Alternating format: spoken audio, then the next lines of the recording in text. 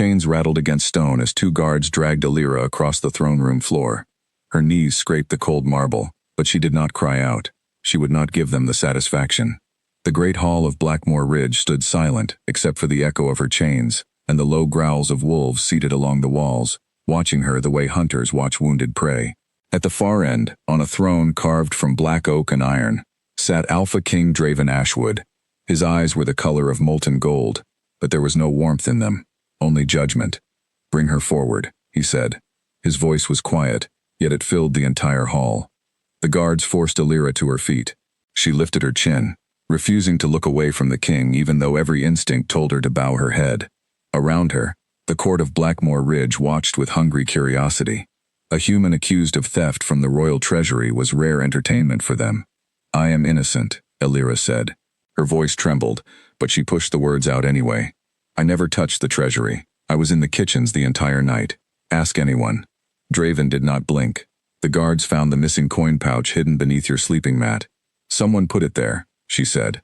"I swear on my life." A murmur rippled through the hall, whispers of humans being liars, thieves, lesser creatures unworthy of trust. Alira felt the weight of every stare pressing down on her like a physical force. Draven rose from his throne.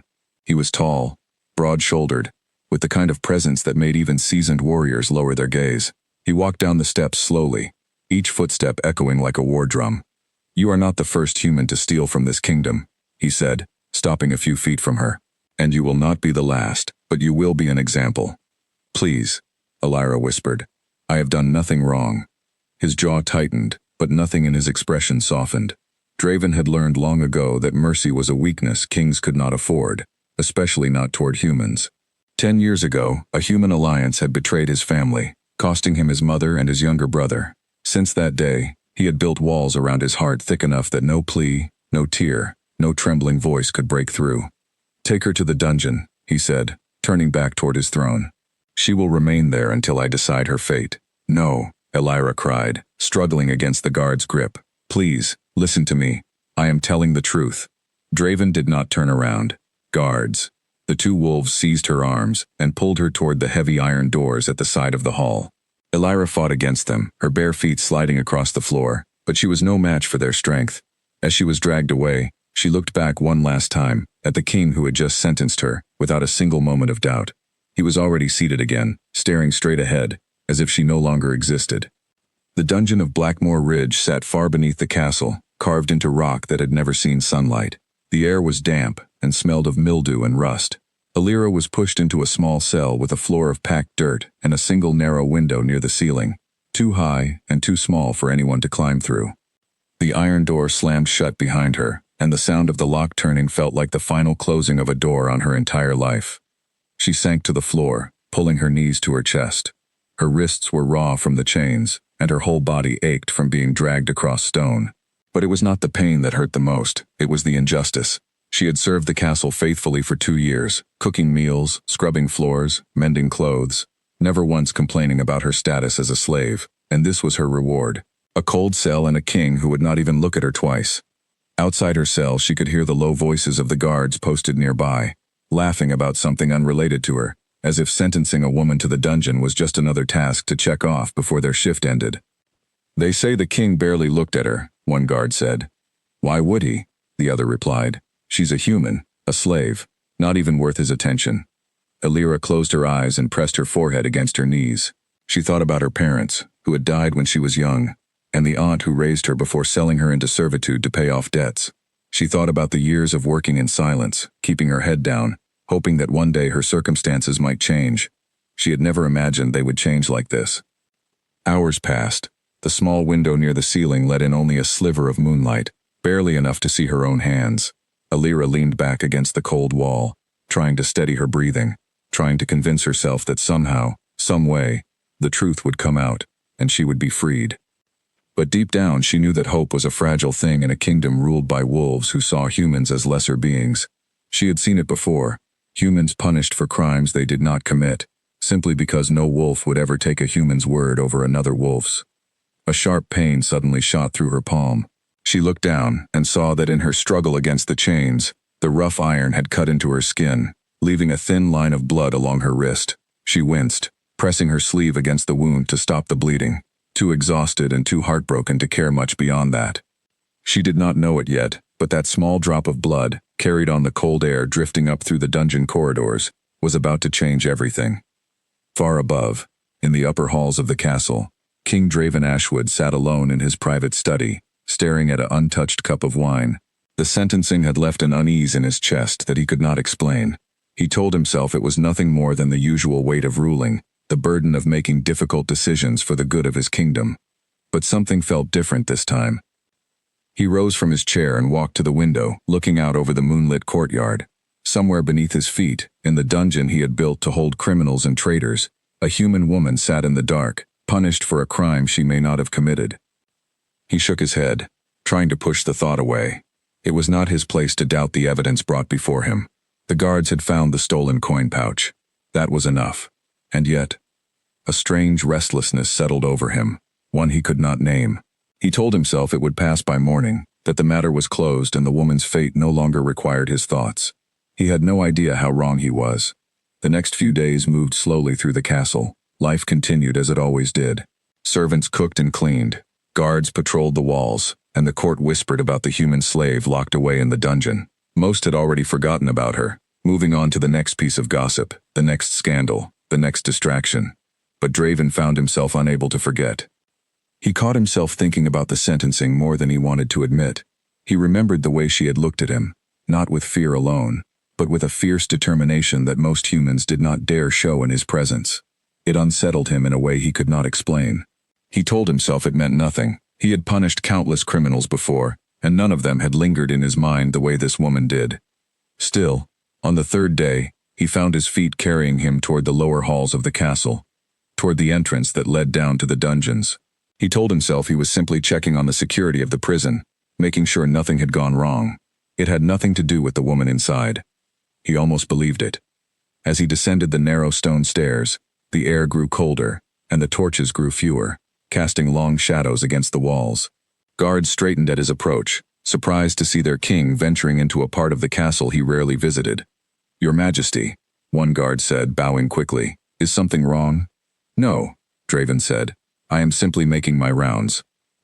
The guard nodded, though the confusion on his face was clear. Kings did not typically inspect the dungeons themselves. Draven continued down the corridor, passing empty cells until he reached the one holding Alira. He stopped a few feet from the iron door, his heart beating strangely fast for reasons he could not understand. Through the small barred window in the door, he could see her sitting against the far wall, her knees pulled to her chest, her head resting against the stone. She looked smaller than he remembered, more fragile, though something in her posture still held a quiet strength. He told himself to turn away, to walk back up the stairs and forget this foolish detour. Instead, he stayed. And then it happened. A faint scent drifted through the small gap beneath the door, carried on the stale dungeon air. At first, Draven barely noticed it, dismissing it as nothing more than the usual smell of the prison. But then it grew stronger, wrapping around him like an invisible thread pulling tight. Blood. Her blood. His entire body went rigid. His breath caught in his throat, and his wolf, usually calm and controlled beneath the surface, suddenly surged forward with an intensity he had never felt before. Every instinct screamed at him at once, a recognition so powerful it nearly brought him to his knees. Mate. The word echoed through his mind like a thunderclap, impossible and undeniable at the same time. He staggered back a step, gripping the stone wall beside him for support. It could not be true. It was not possible. Fate would not be so cruel as to bind him, the Alpha King, to a human slave he had just sentenced to the dungeon with his own words. And yet the pull in his chest, the fire racing beneath his skin, told him otherwise. He stood frozen outside her cell, his mind spinning, his heart pounding against his ribs. Through the small barred window, Alira stirred, perhaps sensing something in the air, though she did not know what. She lifted her head slightly, her eyes meeting his through the narrow gap for just a moment, before he turned and walked away. He did not stop walking until he reached his private chambers, his hands trembling as he closed the door behind him. He pressed his back against the wood, breathing hard, and trying to make sense of what had just happened. It was impossible. But deep in his bones, in the part of him that was more wolf than man, he knew the truth. The scent of her blood had told him something his mind refused to accept. She was his true mate, and he had just sentenced her to the dungeon. Draven remained in his chambers long after the sun had set, pacing back and forth across the stone floor, his mind a storm of conflicting thoughts. He was the Alpha King of Blackmore Ridge, ruler over one of the strongest wolf kingdoms in the land. He had built his reputation on discipline, control, and an unshakable resolve. He did not allow emotions to guide his decisions. He did not allow weakness of any kind. And yet here he was, shaken to his very core by the scent of a human woman's blood. He tried to reason with himself. Perhaps he had imagined it. Perhaps exhaustion and the stress of ruling had played tricks on his senses. Mates were rare, sacred bonds that most wolves searched their entire lives to find. It seemed impossible that fate would choose this moment, this woman, to reveal such a connection. But even as he told himself these things, he knew he was lying. The pull he felt was unmistakable. Every wolf recognized the call of a true mate the moment it happened, and what he felt standing outside that cell had been undeniable. He sat down at the edge of his bed, running a hand through his hair, staring at nothing in particular. If she truly was his mate, it changed everything. It meant the woman he had condemned to the dungeon, believing her guilty without hesitation, was the one person fate had chosen to stand beside him for the rest of his life. The thought filled him with a strange mixture of anger and fear. Anger, because he refused to believe that fate would burden him with a bond to someone so far beneath his status in the eyes of his kingdom. Fear, because some small part of him, the part he tried desperately to silence, wondered if he had made a terrible mistake in sentencing her without truly listening to her side of the story. He thought back to the sentencing, replaying every moment in his mind. The way she had pleaded her innocence, the steady conviction in her voice even as her body trembled with fear. He had dismissed it as nothing more than desperation, the same excuses every accused criminal made when facing punishment. But now, doubt crept into his thoughts like a slow poison. What if she had been telling the truth? He shook his head, trying to push the thought away. It did not matter whether she was innocent or guilty. She was human, and he was the Alpha King of a wolf kingdom that had suffered greatly at the hands of humans in the past. A bond, even a true mate bond, could not erase years of betrayal and loss. And yet, sleep did not come easily to him that night. Every time he closed his eyes, he saw her face, the fierce determination in her gaze, and the small drop of blood that had changed everything. By morning, Draven had convinced himself that he needed proof, undeniable proof, before he allowed himself to believe something so impossible. He needed to see her again, to stand close enough to confirm what his instincts had told him the night before. He told himself it was simply due diligence, nothing more. A king verifying an unusual occurrence before making any decisions that might affect his kingdom. He refused to admit, even to himself, how much his heart pounded at the thought of seeing her again. Meanwhile, deep in the dungeon, Elira had spent another sleepless night, curled against the cold stone wall of her cell. She had not eaten in nearly a full day, and the guards had brought her only a small cup of water since her imprisonment began. Her body ached with exhaustion, and her mind spun with fear about what might happen next. She thought about escape, though she knew it was hopeless. The cell had no way out, and even if she somehow managed to slip past the guards, a human alone in a wolf kingdom would not survive long without help. She thought about her life before servitude, faint memories of her parents' small home, the warmth of her mother's voice, the safety she had once known before everything fell apart. Those memories felt like they belonged to another lifetime entirely. As the first light of morning crept through the small window near the ceiling of her cell, Elira heard footsteps approaching. Her heart raced, uncertain whether they belonged to a guard bringing food or someone coming to deliver worse news. The heavy iron door creaked open, and to her shock, King Draven Ashwood stood in the doorway, his golden eyes fixed intently on her. She scrambled to her feet, unsure whether to bow or stand her ground. "Your Majesty," she said cautiously, her voice hoarse from lack of water. Draven said nothing at first, simply studying her with an intensity that made her skin prickle with unease. Then, without explanation, he stepped closer, closing the distance between them, until he stood only a few feet away. Elira instinctively took a step back, pressing herself against the cold stone wall. "What do you want?" she asked, trying to keep the tremor out of her voice. Draven inhaled slowly, and Elira watched in confusion as something shifted in his expression, a flicker of shock quickly masked by his usual stern composure. "Your wrist," he said finally, his voice low. "Show me your wrist."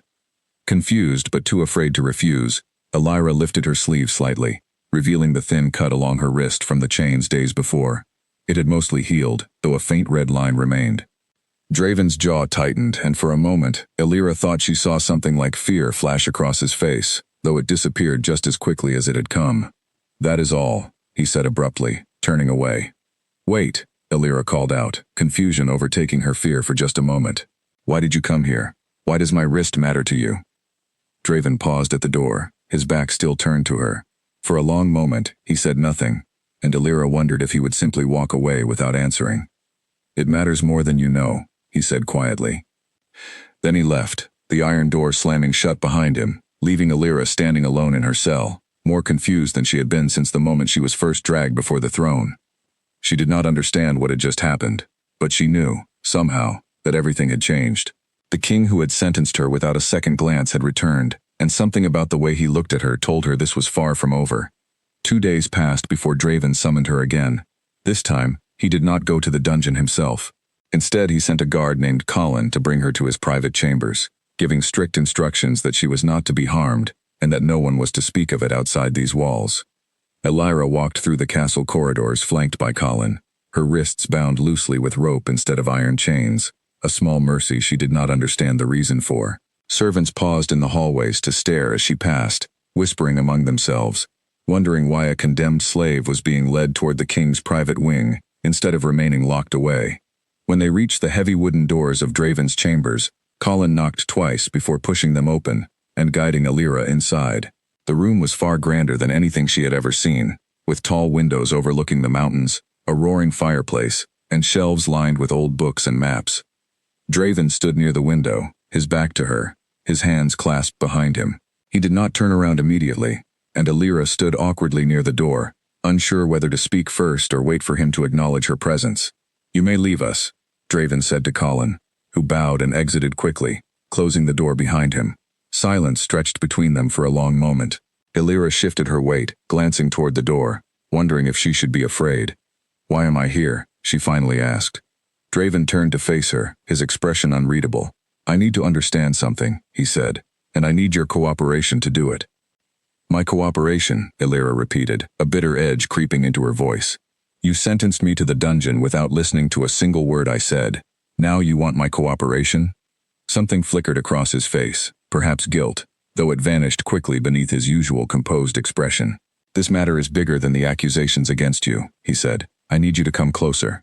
Illyra hesitated, crossing her arms. Why? Please, Draven said, and the word seemed to cost him something, as if he rarely used it. Just a few steps. Reluctantly, Illyra took several steps forward until she stood only a few feet from him. Draven inhaled slowly, and once again, the same overwhelming pull from days before surged through him, stronger now that she stood so close. His wolf pressed forward beneath his skin, desperate to close the remaining distance between them. He clenched his jaw, forcing himself to remain still. What is happening? Illyra asked, noticing the strange tension in his posture, the way his eyes had darkened slightly. Draven did not answer right away. He was still trying to process the truth his instincts had already confirmed beyond any doubt. There was no mistake, no trick of exhaustion or imagination. She was his true mate, bound to him by a connection older and more powerful than any law or tradition in his kingdom. And he hated it. Nothing, he said finally, stepping back and turning away from her. You may return to your cell. Illyra stared at him, disbelief replacing her confusion.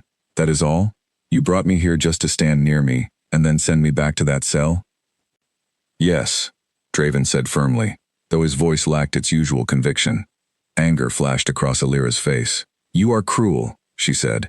First you condemn me without evidence, and now you toy with me for reasons you refuse to explain. What kind of king behaves this way?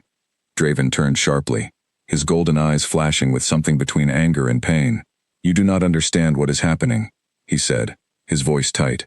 There are things far more complicated than you realize. Then explain them to me, Illyra shot back, refusing to back down, despite the danger of speaking so boldly to a king. For a moment, Draven looked as though he might actually tell her the truth. His mouth opened slightly, the words hovering just beyond his lips. But then his expression hardened again, the walls he had built around himself for years slamming firmly back into place. Guard, he called out instead. Take her back.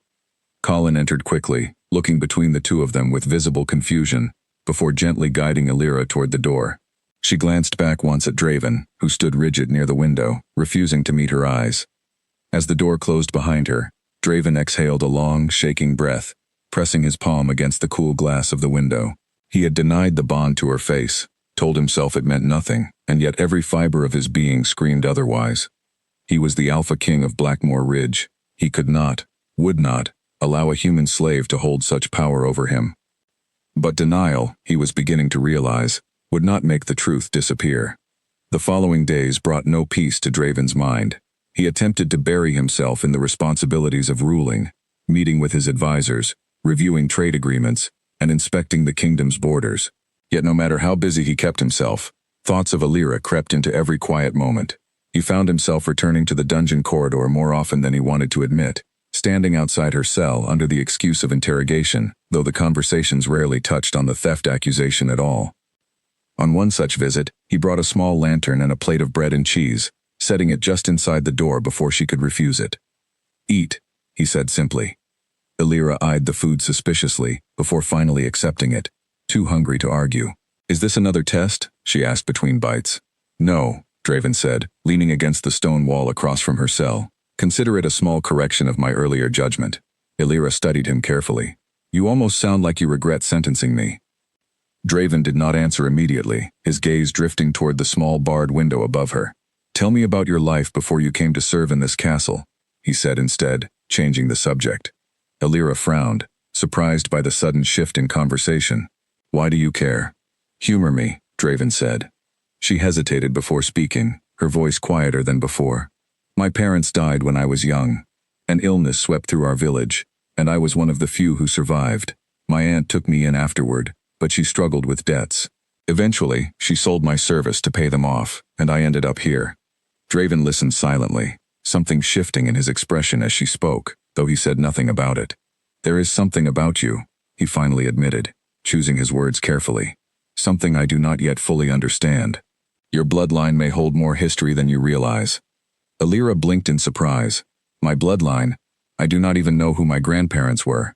My aunt rarely spoke of our family history." Draven nodded slowly, filing the information away. "There may be answers within these castle walls," he said. "I intend to find them." Before Alira could ask further questions, footsteps echoed down the corridor, and Draven straightened immediately, his expression shifting back to its usual guarded neutrality. "Someone is coming," he said quietly. "Say nothing of this conversation." He left just as quickly as he had arrived, leaving Alira staring after him, more questions swirling in her mind than answers. Word of the king's frequent visits to the dungeon soon reached the ears of his advisors, and it did not take long for suspicion to spread through the castle halls. Among those most concerned was Edmund Hale, the king's most trusted advisor, a wolf who had served Draven's family for decades. Edmund requested an audience with the king one evening, finding him alone in his study surrounded by scattered papers and unread reports. "Your Majesty," Edmund began carefully, "forgive my boldness, but rumors have reached me regarding your visits to the human prisoner." Draven did not look up from his papers immediately. "What of it?" "Some among the court believe there is more to these visits than simple interrogation," Edmund continued. "Concerns have been raised about the appropriateness of a king spending so much time with a condemned human slave." Draven finally looked up, his expression carefully neutral. "The matter involves information relevant to the security of this kingdom," he said. "Nothing more." Edmund studied him for a long moment, clearly unconvinced but wise enough not to press further. "As you say, Your Majesty, though I would advise caution, the court does not look kindly upon unusual attachments, especially toward those beneath our kind." "There is no attachment," Draven said firmly, though the words felt hollow even to himself. Edmund bowed and excused himself, leaving Draven alone with his thoughts once again. He knew Edmund's warning carried weight. If the truth of the mate bond became known, it would create chaos within his kingdom, dividing his court and threatening the fragile peace he had worked so hard to maintain since taking the throne. He needed to handle the situation carefully, without revealing too much, without raising further suspicion. The following morning, Draven made a decision that surprised even himself. Rather than continuing his visits to the dungeon, drawing further attention and rumors, he ordered Alira moved to a private chamber within the castle, under the official reasoning that further interrogation required more suitable conditions. The order caused immediate murmuring among the staff, though no one dared question the king directly. Alira was moved that same afternoon, escorted by Colin to a modest but comfortable room, far from the damp chill of the dungeon. She stood in the center of the room, staring around at the simple furnishings, a real bed, a small table, a window that actually let in sunlight, feeling disoriented by the sudden change in her circumstances. "Why the change?" she asked Colin before he left. "I do not question the king's decisions," Colin replied simply, though something in his tone suggested even he found the situation unusual. Left alone, Alira sat on the edge of the bed, running her fingers over the soft blanket, trying to understand what game the king was playing. One moment he sentenced her to rot in a cell, the next he seemed determined to keep her comfortable and close, though never explaining why. She did not know that beneath the castle's stone foundations, in every corridor and every whispered conversation, the mate bond between them was slowly becoming impossible to hide. Living within the castle walls instead of the dungeon changed little in terms of Alira's freedom, though the small comforts made the days easier to bear. She was still guarded, still forbidden from leaving her chamber without escort, but the sunlight through her window and the warmth of an actual bed felt like small mercies she had not expected. Draven visited more frequently now, though he always found some official reason to justify it. Sometimes he brought reports he claimed needed her opinion, though she suspected he simply wanted an excuse to see her. Other times he simply sat across from her, saying little, watching her with an intensity that made her both nervous and strangely comforted. One evening, as rain tapped gently against the window, Draven arrived carrying a tray of food himself rather than sending a servant. Alira raised an eyebrow as he set it down on the small table. "The king delivering meals now," she said, a teasing edge creeping into her voice despite herself. "Should I be concerned?" Draven allowed himself the smallest hint of a smile, something Alira had not seen from him before. "Consider it a rare exception," he said. They sat across from each other as she ate, the silence between them less tense than it had been in previous visits. Alira studied him carefully, noticing the way his shoulders seemed to carry an invisible weight, the way his eyes sometimes drifted toward the window as though searching for something beyond the glass. "You carry a heavy burden," she said quietly. "I can see it, even when you try to hide it." Draven glanced at her, surprised by her observation. "Ruling a kingdom is never simple," he admitted. "Is that the only burden you carry?" Alira asked, her voice soft but probing. He hesitated, clearly debating how much to reveal. "There are things I am still trying to understand," he said finally. "Things involving you, though I am not yet ready to explain them fully." Alira set down her spoon, studying him with quiet patience. "You keep saying that there is something involving me that you do not yet understand. When will you tell me the truth?" Draven met her gaze directly for the first time in a long while. "Soon," he said. "I promise you that." Something in his tone convinced her he meant it, and for the first time since her sentencing, Alira felt a flicker of something other than fear or anger toward the Alpha King. Curiosity, perhaps, or something gentler she was not yet ready to name. Over the following weeks, their conversations grew longer, more comfortable, revealing pieces of themselves neither had shared with anyone else. Alira learned that Draven had lost his mother and younger brother years ago in an attack orchestrated by human rebels, an event that had shaped his distrust toward her kind ever since. Draven learned that Alira had spent years dreaming of a life beyond servitude, though she had long ago convinced herself such dreams were foolish. He began to see her not as a slave, not as a human, but as a person with strength and resilience that rivaled even his most trusted warriors. She showed kindness to servants who had wronged her in the past, patience with guards who still treated her with suspicion, and a quiet dignity that no amount of chains or cruelty had managed to break. Slowly, the walls Draven had built around his heart for a decade began to crack, though he fought against it every step of the way, terrified of what it might mean to let a human, his supposed enemy's kind, close enough to matter. One afternoon, while walking together through a private garden reserved for the royal family, hidden away from prying eyes, Alira paused beside a blooming rosebush, running her fingers gently over the petals. "I used to imagine gardens like this," she said softly. "When I was young, before everything changed, I thought maybe one day I would have a small garden of my own." Draven watched her quietly, something warm stirring in his chest that he had not felt in years. "You still could," he said, "once this matter is resolved." Alira turned to look at him, surprise flickering across her face. "You truly believe my innocence will be proven?" "I intend to see it proven," Draven said firmly, and for the first time, Alira believed him completely. As they continued walking, their hands brushed briefly, sending a spark through both of them that neither acknowledged aloud, though both felt it deeply. Draven's wolf pressed forward with quiet insistence, urging him to close the distance, to claim what fate had already decided belonged to him. He resisted, though it grew harder with each passing day. That evening, an elderly servant named Martha Whitlock, who had served the royal family since before Draven was born, approached him with unusual urgency, requesting a private audience. "Your Majesty," Martha said, bowing slightly despite her age, "I must speak with you regarding the human woman you have been keeping close." Draven's expression sharpened with immediate attention.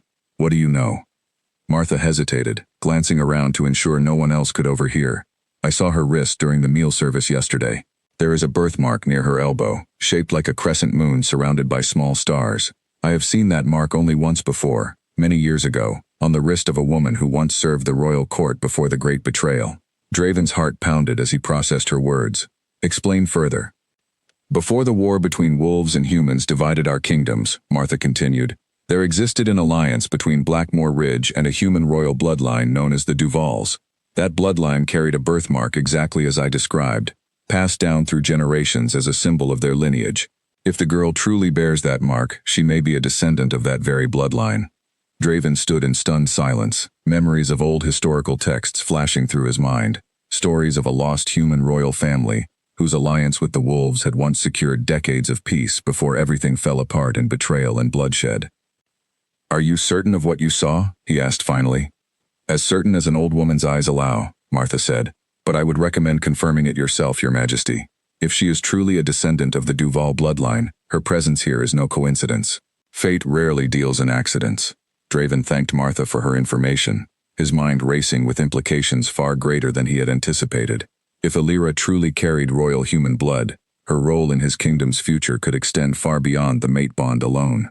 She could become a symbol of unity between two species torn apart by decades of conflict. The weight of this revelation settled heavily on his shoulders as he made his way toward Alira's chamber that same night, determined finally to uncover the full truth. Alira was seated by the window, brushing her hair in the moonlight, when Draven knocked softly and entered without waiting for a response. She turned, surprised by the late hour of his visit and the intensity in his expression. "Is something wrong?" she asked, setting down the brush. "I need to see your arm," Draven said, his voice steady despite the urgency beneath it. "Near your elbow." Alira frowned in confusion but complied, pulling back her sleeve to reveal the small crescent-shaped birthmark surrounded by tiny star-like freckles near her elbow. Draven stepped closer, examining it carefully, his breath catching as Martha's description matched perfectly. "Where did this come from?" he asked. "Do you know anything about its origin?" "I have had it since birth," Alira said. "My aunt once mentioned it resembled a mark from my mother's side of the family, though she never explained further." Draven straightened, his mind racing through the implications. "That mark belongs to the Duval bloodline," he said. "A human royal family that once stood as allies to Blackmore Ridge, generations before the war that divided our peoples." Alira's eyes widened. "That is impossible. I am no one, a servant sold into slavery to pay off debts." "Bloodlines do not disappear simply because circumstances change," Draven said.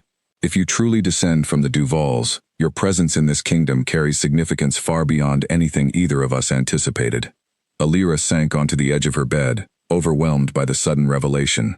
"Why does this matter so much?" she asked. "Even if it is true, what difference does it make now?" Draven knelt before her, taking her hands gently in his, a gesture that surprised them both. "It means fate has connected us in more ways than one," he said. "The mate bond alone would have been enough to change everything between our kingdoms. But if you also carry royal blood from a lineage that once secured peace between wolves and humans, your role here becomes something far greater than either of us expected." Alira searched his eyes, searching for any hint of deception, finding only sincerity. "You still have not told me everything," she said. "This mate bond you keep mentioning, what does it truly mean?" Draven exhaled slowly, finally ready to explain the truth he had hidden for weeks. "Among wolves," he said, "certain bonds are formed by fate itself, connecting two souls destined to stand together for the rest of their lives. It happens rarely, and it cannot be broken or denied once discovered. The moment I caught the scent of your blood outside your cell weeks ago, I knew instantly that you were my true mate." Alira's breath caught, memories of his strange behavior finally making sense. "That is why you kept returning," she said softly. "Why you moved me from the dungeon, why you have been so different toward me these past weeks." "Yes," Draven admitted. "I fought against it, refusing to accept something so impossible given everything that lies between our kinds. But denial has done nothing except delay the inevitable." Alira sat in stunned silence, processing the weight of everything she had just learned. Fate had bound her to the very king who had sentenced her without mercy, and now revealed she may carry royal blood from a lineage lost to history. "What happens now?" she finally asked. "Now," Draven said, "we must proceed carefully. If the court learns the full truth before I am ready to reveal it properly, there could be dangerous consequences. Not everyone within these walls wishes to see unity between wolves and humans." Illyra nodded slowly, though uncertainty still lingered in her chest. Despite the fear and confusion swirling within her, something else had begun to grow alongside it, a fragile trust in the Wolf King who had finally chosen honesty over denial. Neither of them realized that their private conversation had not gone entirely unnoticed. Beyond the castle walls, word of unusual happenings within Blackmoor Ridge had already begun reaching the ears of a rival Alpha eager to exploit any weakness he could find. Alpha Garrick Thorne ruled the neighboring territory of Ravenswood, a kingdom that had long harbored resentment toward Draven's growing influence among the surrounding wolf packs. Garrick had spent years searching for any opportunity to weaken Blackmoor Ridge, and rumors of a human slave capturing the Alpha King's attention presented exactly the kind of scandal he needed. Garrick summoned one of his most loyal spies, a wolf named Peter Lang who had infiltrated Blackmoor Ridge's staff months earlier under a false identity, working quietly among the kitchen servants while gathering information. "Tell me everything you have learned," Garrick said, seated in his own throne room, surrounded by advisors eager to see Blackmoor Ridge fall from power. Peter bowed deeply before speaking. "The human slave, the one originally sentenced for theft, has been moved from the dungeon to private chambers within the castle. The king visits her frequently, and rumors among the staff suggest a personal connection far beyond simple interrogation." Garrick's eyes gleamed with interest. "A mate bond, perhaps." "It is possible," Peter said, "though nothing has been confirmed officially." "If true," Garrick said, rising from his throne, "this could be exactly the weakness we need. A wolf king bound to a human mate would face immense backlash from his own court and neighboring kingdoms alike. Many wolves still hold deep resentment toward humans following the war decades ago." "What do you propose, my lord?" Peter asked. Garrick's expression darkened with calculated ambition. "We will confirm the truth first," he said, "and if confirmed, we will use it to weaken Draven's position entirely, perhaps even eliminate the threat before it grows into something we cannot control." Peter bowed and departed to continue his surveillance, unaware that his actions would soon set into motion events that threatened not only Illyra's safety, but the fragile trust that had begun forming between her and the Alpha King, who had once condemned her without mercy. Days passed, and the fragile peace within Blackmoor Ridge continued undisturbed on the surface, though beneath it, tension simmered quietly. Draven had begun making careful arrangements to eventually reveal the truth of the mate bond to his court, consulting privately with Edmund Hale about the best approach to minimize backlash from traditionalist wolves, who still viewed humans with deep suspicion. Illyra, meanwhile, found herself growing more comfortable within the castle walls, though the shadow of her original theft accusation still hung over her, unresolved and troubling. She often wondered whether the true thief had ever been discovered, or whether she would forever carry the weight of a crime she had not committed. One morning, while walking through the castle gardens with Nora Fenwick, a kind-hearted kitchen servant who had become one of the few friends Illyra trusted within the castle, she voiced her concerns aloud. "Do you think the king will ever clear my name?" Illyra asked, plucking a fallen leaf from a nearby hedge. Nora glanced around cautiously before answering. "The king has changed since your sentencing," she said. "The staff have noticed it too, even if they do not understand why. I believe he intends to make things right, in his own time." "I hope you are correct," Illyra said softly. "I grow weary of living beneath the shadow of accusations I never deserved." As they continued their walk, neither noticed a figure watching from a distance near the garden wall, Peter Lang observing quietly before slipping away unnoticed to report back to his true master. That evening, Garrick Thorne received confirmation of everything he needed. Peter's detailed account of Illyra's movements throughout the castle, combined with observations of Draven's clear affection toward her, left little doubt regarding the truth of the mate bond. "This is perfect," Garrick said, pacing before his advisors with barely contained excitement. "A wolf king bound to a human mate, one previously condemned as a thief. If we expose this publicly, Draven's own court will turn against him. Alliances built on decades of trust will crumble overnight." One of his advisors, an older wolf named Victor Graham, raised a cautious hand. "My lord, exposing the bond alone may not be enough to secure real advantage. Draven remains a powerful alpha, respected by many surrounding kingdoms despite this scandal." Garrick's expression darkened with calculated cruelty. Then we will remove the source of the scandal entirely, he said. If the human woman disappears, the bond becomes irrelevant, and any weakness Draven displayed in forming such a connection will remain a private embarrassment, easily buried without consequence. Meanwhile, our forces can move against his weakened borders while his attention remains divided. Victor frowned but did not argue further, recognizing the ambition burning behind his alpha's eyes.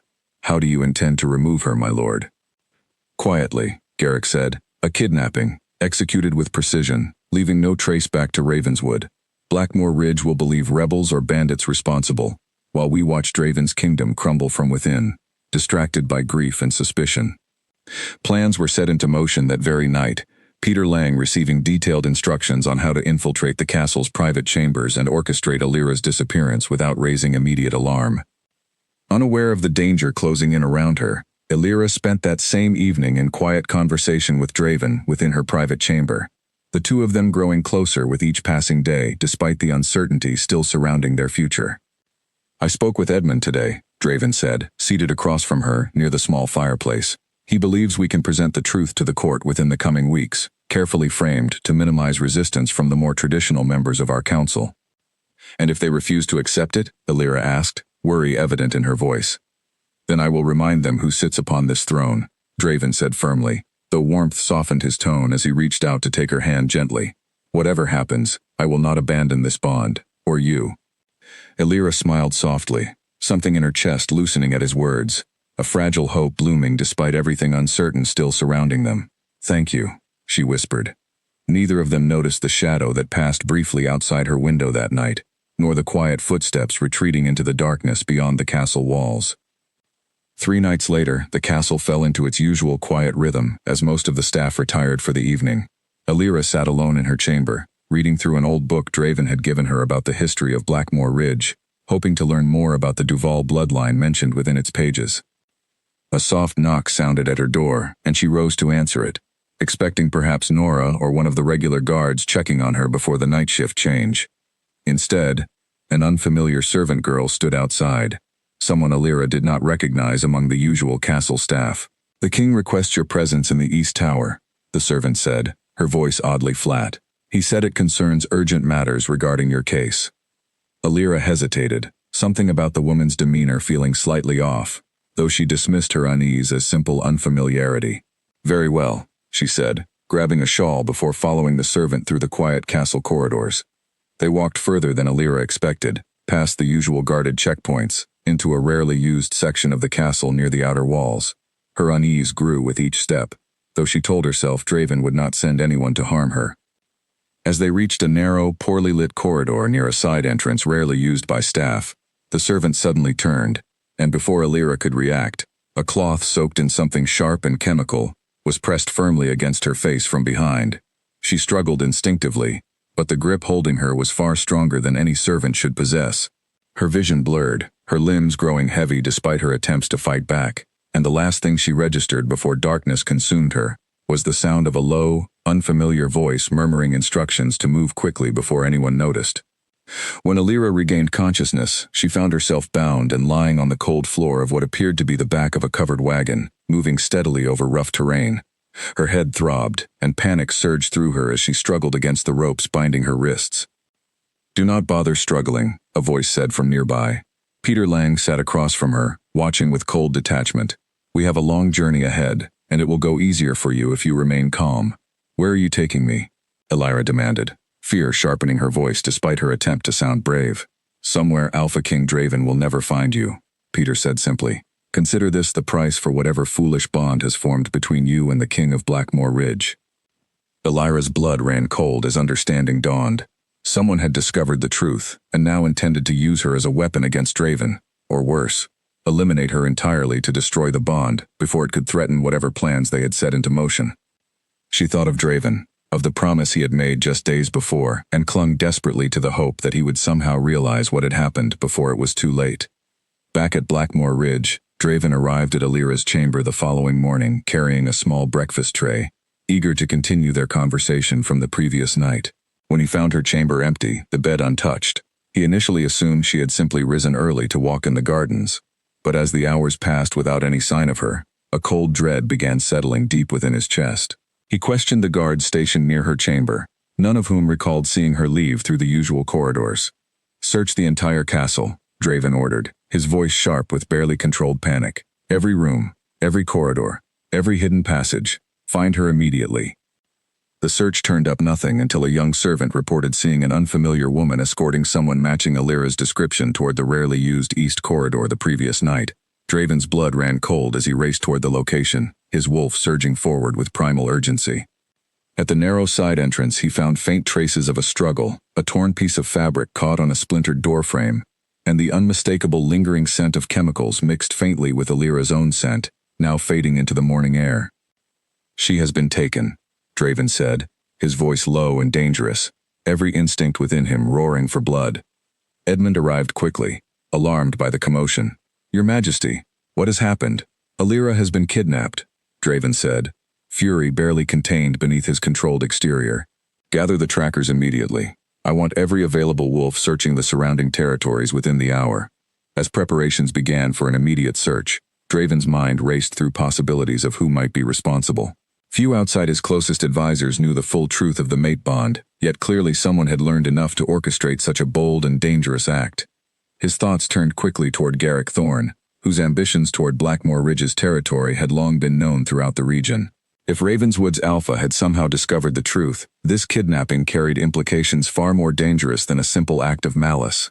Determined to recover his mate at any cost, Draven prepared to lead the search himself, his wolf instincts burning with a singular purpose that overshadowed every other concern weighing upon his crown. The wagon carrying Alira traveled through the night and well into the following day, stopping only briefly to change horses at a hidden outpost deep within a forest bordering Ravenswood territory. Alira remained bound throughout the journey, her mind racing through possible ways to escape, though the ropes held firm, and Peter Lang watched her every movement with careful attention. "You will not succeed in whatever plan your master has devised," Alira said finally, breaking the tense silence that had settled over the wagon. "Draven will find me." Peter's expression remained unreadable. "Perhaps," he said, "though by the time he does, it may already be too late for whatever bond you believe connects you to him." Fear coiled tightly in Alira's stomach at his words, though she refused to let it show on her face. She thought of her earlier life in the castle kitchens, of the small kindnesses she had learned to offer even to those who treated her poorly, and drew strength from the resilience that had carried her through years of hardship already. She would not give up without a fight. As dusk approached, the wagon finally arrived at a fortified outpost within Ravenswood territory, a stone structure hidden deep within dense forest, far from any main roads or patrols. Alira was pulled roughly from the wagon and led into a small holding room, her wrists retied to a heavy iron ring bolted into the wall. Garrick Thorne arrived shortly after, studying her with cold, calculating eyes. "So this is the human woman who has captured the Alpha King's attention," he said, circling her slowly. "I must admit, I expected someone more remarkable." "Release me," Alira demanded, refusing to let fear weaken her voice. "Whatever quarrel you have with King Draven, it has nothing to do with me." Garrick laughed, a cold, humorless sound. "On the contrary," he said, "you have become the perfect instrument for weakening my rival's position. Your disappearance alone will devastate him, distracting his kingdom while I move against his borders. And if necessary, your death will ensure the mate bond cannot be reformed with anyone else, leaving him vulnerable for the remainder of his reign." Alira's blood ran cold at the casual cruelty in his words, though she forced herself to remain composed. "You underestimate him," she said. "Draven will not simply allow this to happen." "We shall see," Garrick said, turning toward the door. "Rest well tonight. Tomorrow, we shall see just how far the Alpha King of Blackmore Ridge is willing to go to reclaim what he believes belongs to him." Left alone in the darkness of her holding cell, Alira pressed her back against the cold stone wall, tears finally slipping free now that no one remained to witness her fear. She thought of Draven's promise from days before, clinging desperately to the hope that fate would not abandon them now, not after everything that had brought them together. Meanwhile, Draven's search party had tracked the faint trail leading away from Blackmore Ridge throughout the day, following broken branches, faint wagon tracks, and the lingering scent that only a wolf's heightened senses could detect. By nightfall, they had confirmed their suspicions entirely.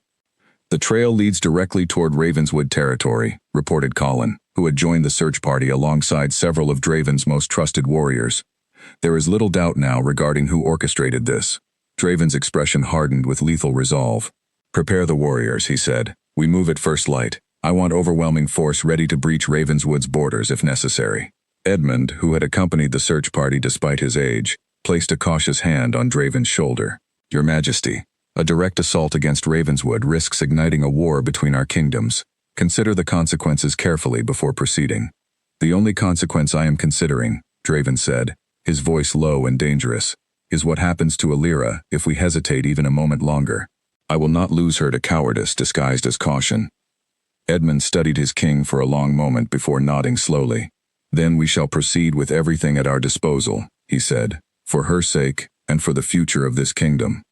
Throughout the night, Draven organized his warriors with methodical precision.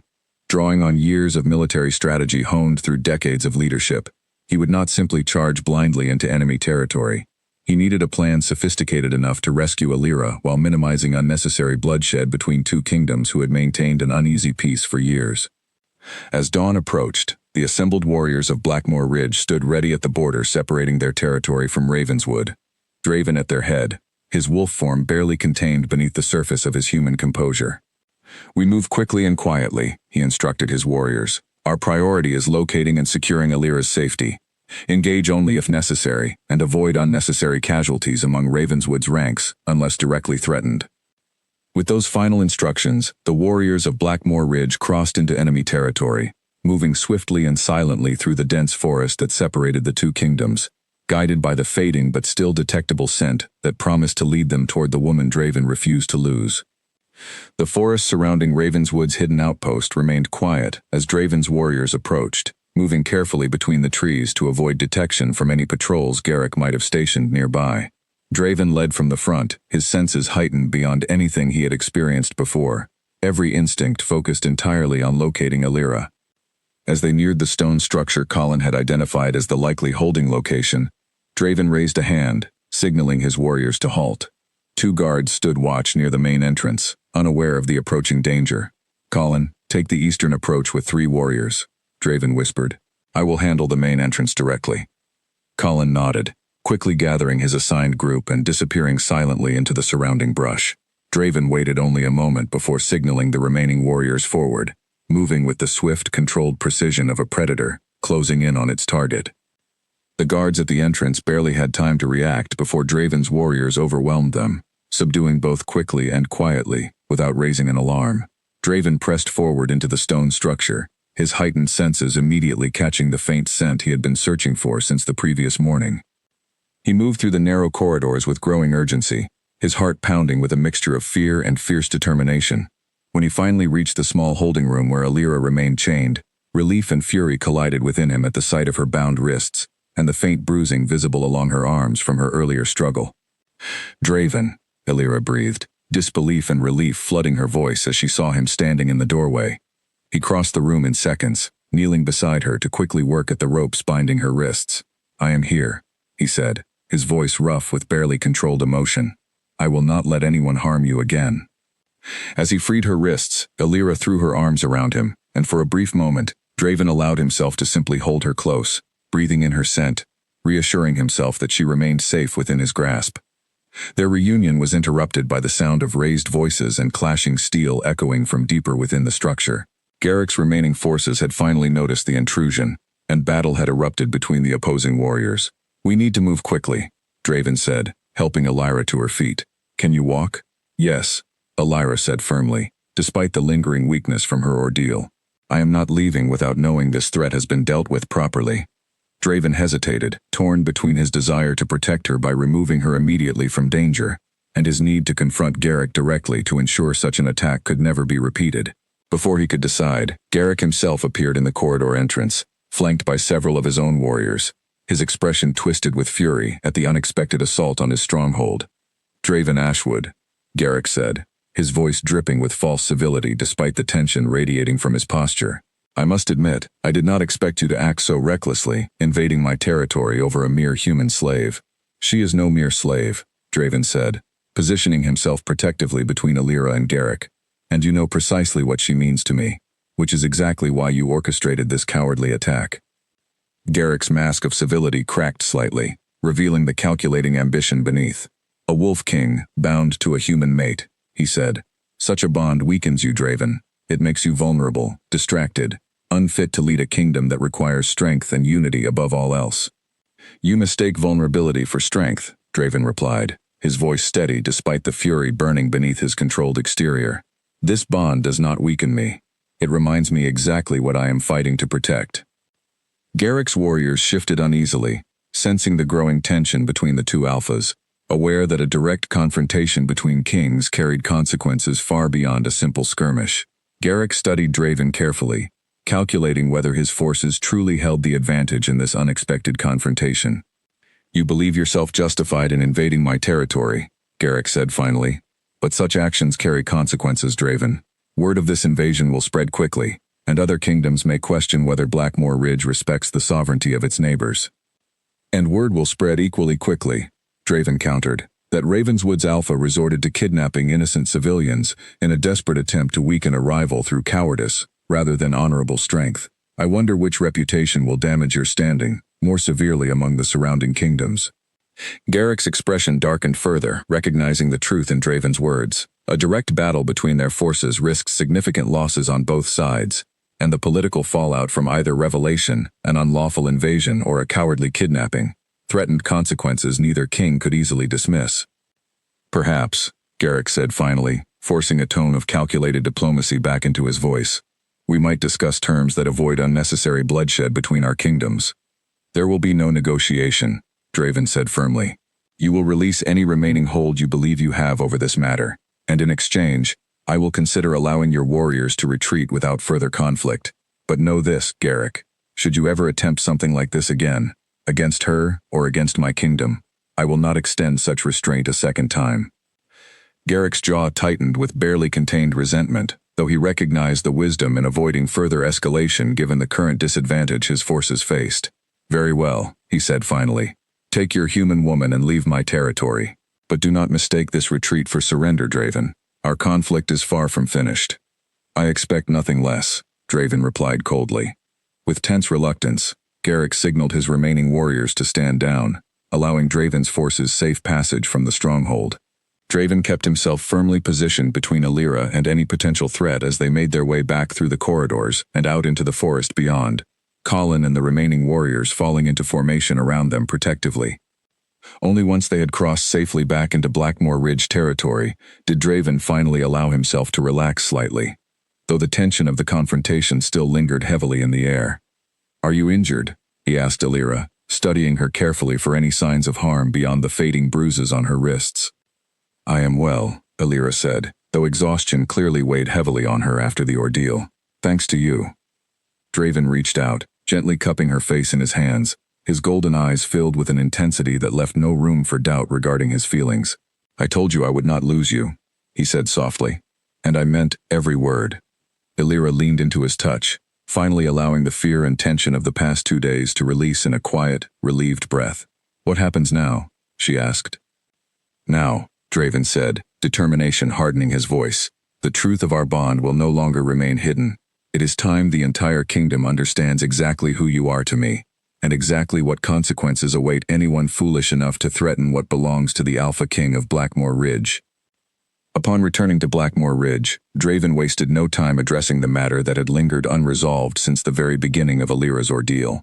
Before revealing the truth of the mate bond to his court, he was determined to finally clear her name of the theft accusation that had started everything. He summoned Edmund and the head of the castle guard, a stern wolf named Harold Finch, to his study that same evening. I want a full investigation reopened into the theft from the royal treasury, Draven said. Question every servant who had access to that area during the relevant time frame. I want the truth uncovered, regardless of what it reveals. Harold nodded firmly. As you command, Your Majesty. Though I must ask, why the sudden renewed interest in a matter already settled? Because it was never truly settled, Draven said. Evidence was accepted too quickly, without proper scrutiny. I intend to correct that oversight now.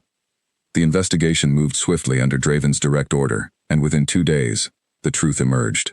A servant named Gerald Whitfield, who had grown resentful over unpaid wages and a long-standing grudge against castle leadership, confessed to hiding the stolen coin pouch beneath Alira's sleeping mat, specifically to divert suspicion away from himself.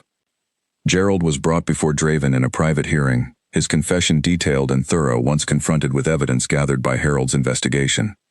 "I never intended for her to face such severe punishment," Gerald admitted, guilt evident in his trembling voice. "I only wanted the blame directed elsewhere, and she seemed an easy target given her status." Draven's expression remained cold and unforgiving. "You allowed an innocent woman to suffer imprisonment and near execution to protect yourself," he said. "Such cowardice will not go unpunished." Gerald was sentenced to serve time in the very dungeon he had once helped condemn Alira to, a fitting consequence for his deception. With the truth finally uncovered, Draven ordered an official proclamation clearing Alira's name entirely, to be read publicly before the full court. The following morning, the Great Hall of Blackmore Ridge filled once again with members of the court, advisors, warriors, and curious servants, all gathered at Draven's summons for what many assumed would be a routine announcement. Few anticipated the magnitude of what their king intended to reveal. Alira stood beside Draven near the throne, dressed in a simple but elegant gown provided for the occasion, her posture steady, despite the nervous flutter in her chest at facing the same court that had once witnessed her condemnation.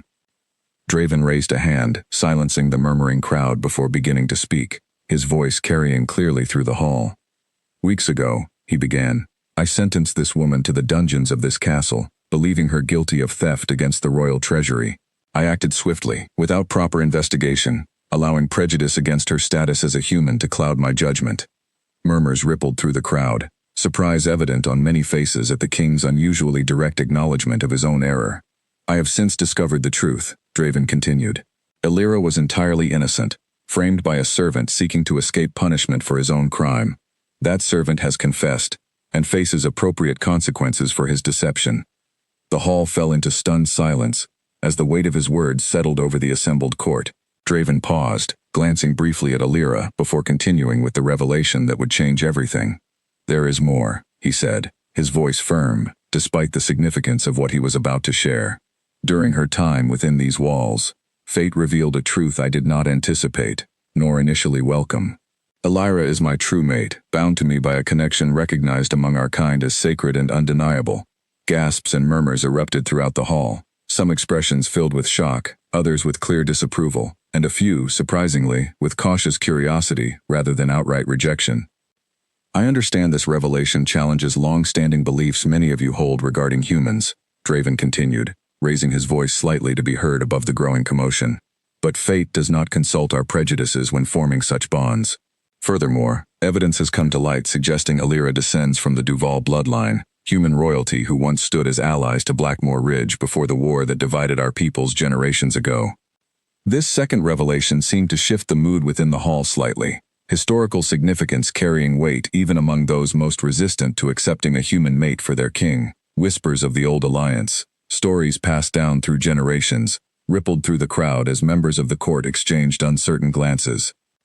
Edmund stepped forward then, his voice carrying the authority of decades of loyal service to the crown. "I have reviewed historical records confirming the details of the Duval bloodline and their alliance with Blackmore Ridge," he announced to the court. "The birthmark described matches ancient records precisely. There is no doubt regarding the truth of this claim." The confirmation from such a trusted and respected advisor seemed to sway much of the remaining uncertainty within the hall. Still, one voice rose above the murmurs, an older wolf named Councilmember Aldrich Voss, known for his strict traditionalist views. "Your Majesty," Aldrich said, stepping forward with barely restrained disapproval. "Regardless of bloodline or bond, she remains human. Our kingdom suffered greatly at human hands generations ago. How can we simply set aside such history because fate has decided to test our king's judgment in this manner?" Draven met his gaze directly, unwavering. "History teaches us the cost of division and hatred left unchecked," he said. "It does not demand we repeat the mistakes of the past indefinitely. This bond, and Alira's lineage, offers an opportunity for healing between our peoples, something I believe our ancestors would have valued far more than continued resentment." Aldrich held his gaze for a long moment before finally, reluctantly, lowering his head in acknowledgement, though clear reservations remained evident in his expression. Draven turned back to address the full court once more. "I do not expect every doubt to disappear immediately," he said, "but I ask that you extend the same fairness to Alira that you would expect for any among our own kind. She has shown resilience, kindness, and dignity throughout circumstances that would have broken many. She deserves recognition, not continued suspicion." Slowly, Hesitantly, members of the court began to offer bows of acknowledgement, some more genuine than others, but a clear shift nonetheless from the outright hostility Alira had faced during her initial sentencing. Draven turned to Alira, taking her hand gently before the assembled court. "Elira, of the Duval bloodline," he said, his voice carrying both formality and genuine affection. "I ask that you stand beside me, not merely as my true mate, but as Luna of Blackmore Ridge, sharing in the responsibility and honor of leading this kingdom toward a future built on unity, rather than division." Alira's breath caught at the weight of his words, emotions swelling within her chest as she looked out over the crowd that had once condemned her without mercy, now witnessing a moment that promised to reshape the very foundation of the kingdom she had been forced to serve. "I accept," she said, her voice steady despite the magnitude of the moment, "and I promise to serve this kingdom with the same dedication and fairness I would wish shown to anyone, regardless of where they come from." That night, after the court had dispersed and the halls of Blackmore Ridge had settled into quiet, Draven and Alira retreated to the private garden where they had shared many of their earlier conversations. Moonlight bathed the roses in silver light, and for the first time in weeks, neither of them carried the weight of hidden secrets between them. "You handled the court better than I expected," Draven said, walking slowly beside her along the garden path. "I was terrified," Alira admitted with a small laugh. "I kept waiting for someone to demand I be sent back to the dungeon." Draven stopped, turning to face her fully. "That will never happen again," he said, "not while I draw breath. You have my word." Alira studied his face in the moonlight, still finding it difficult to reconcile the cold king who had sentenced her weeks ago with the man standing before her now, gentleness replacing the hardness she had once believed permanent. "You have changed," she said softly, "since that first day in the throne room." "You changed me," Draven admitted. "I built walls around myself for years, convinced that distance and control were the only ways to protect this kingdom, and myself from further loss. You showed me that walls built from fear eventually become prisons of their own making." "That sounds like something a poet might say," Alira teased gently, though warmth filled her voice. Draven allowed himself a rare, genuine smile. "Perhaps being near you has softened more than just my judgment," he said. They continued walking in comfortable silence for a while, the tension of recent weeks finally beginning to ease, though both understood that challenges still remained ahead. Not every member of the court had accepted the news with open acceptance, and Garrick Thorne's ambitions toward Blackmore Ridge's territory had not simply vanished with their earlier confrontation. "Do you believe Garrick will retaliate?" Alira asked, voicing the concern that had lingered in the back of her mind since their return from Ravenswood. Draven's expression grew more serious. "It is likely," he admitted. "Men like Garrick rarely accept defeat gracefully. We must remain vigilant, strengthen our borders, and prepare for the possibility that this conflict is far from finished." Alira nodded, determination steadying her earlier worry. "Then we will face it together," she said, "whatever comes." Draven reached out, gently tucking a strand of hair behind her ear, his touch lingering with quiet affection. "Together," he agreed. Word of the revelations within Blackmore Ridge's court spread quickly beyond its borders, reaching neighboring kingdoms within days. While many wolf territories reacted with cautious curiosity rather than outright hostility, Garrick Thorne received the news with simmering fury, his earlier humiliation at losing Alira compounding into a desperate need to reclaim advantage over his rival. Within his own court at Ravenswood, Garrick gathered his most trusted advisors and warriors, determined to strike back before Draven's position could solidify further. "The Duval bloodline surviving is problematic enough," he said, pacing before his assembled council. "But allowing Draven to successfully unite his court behind this human mate threatens the very foundation of wolf superiority we have maintained for generations." Victor Graham, ever the cautious strategist, raised concerns once again. "My lord, a direct assault against Blackmore Ridge risks drawing other kingdoms into the conflict, particularly if they view our actions as unprovoked aggression against a legitimate mate bond and bloodline."